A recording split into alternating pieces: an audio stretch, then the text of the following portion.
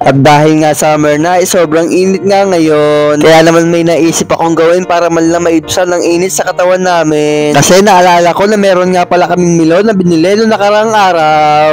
Hoy! Anong binili? Ninakaw mo lang yan, nakita ko.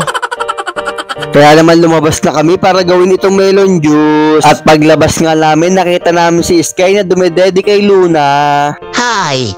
Sana all may nagpapadede. Binibiyak ko na nga pala itong melon sa gitna. At nang mabiyak ko nga itong melon ay bigla akong natakam. Dahil naamoy ko ang bango at mukhang matamis pa. Sus! Bola lang yan. At pagkatapos ko nga palang biyakin to sa gitna, ay inalis ko ang mga buto nito. Kasi baka makain namin ang mga buto nito at tumubo sa tiyan namin. At baka nang dahil lang doon ay magkaroon pa kami ng farm ng mga melon. Ano kaya tinira nito at ganito ang imahinasyon nito? Kaya naman sinigurado ko masasaid ko lahat ang mga buto.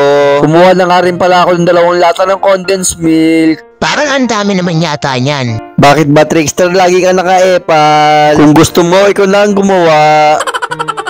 Kinahid ko na nga pala itong melon at nilagay sa pitchel na may konting tubig. Umaalingaso nga pala yung bango ng melon habang kinakayod ko. At pagkatapos ko nga palang kayodin yung melon ay binuksan ko na yung lata ng condensed milk. At nang mabuksan ko nga itong lata ng condensed milk ay agad-agad ko sinalin.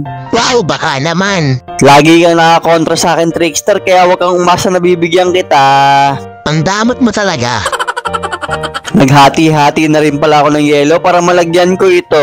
At nag-slice nga rin pala ako ng konting melon. Bago nilagyan ko nga pala ito ng toppings ng condensed milk. O diba, ang talino ko talaga. Dahil naisip ko na bukod sa may maiinom, may kakainin din kami. Guys, may isip ka rin pala. Akala ko puro katangahan lang ang alam mo. At eto na nga pala ang finished product ng mga ginawa namin. Kaya naman pumasok na kami sa loob para ito'y matikman. At nang matikman nga namin to ay nasarapan kami parehas ng bebe ko. Natural, gawa niyo yan kaya sasabihin niyo masarap.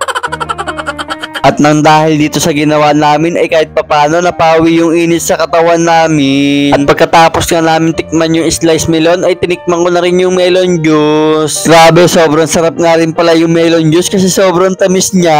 Pero wala lang higit sa tamis ng pagmamahalan namin dalawa.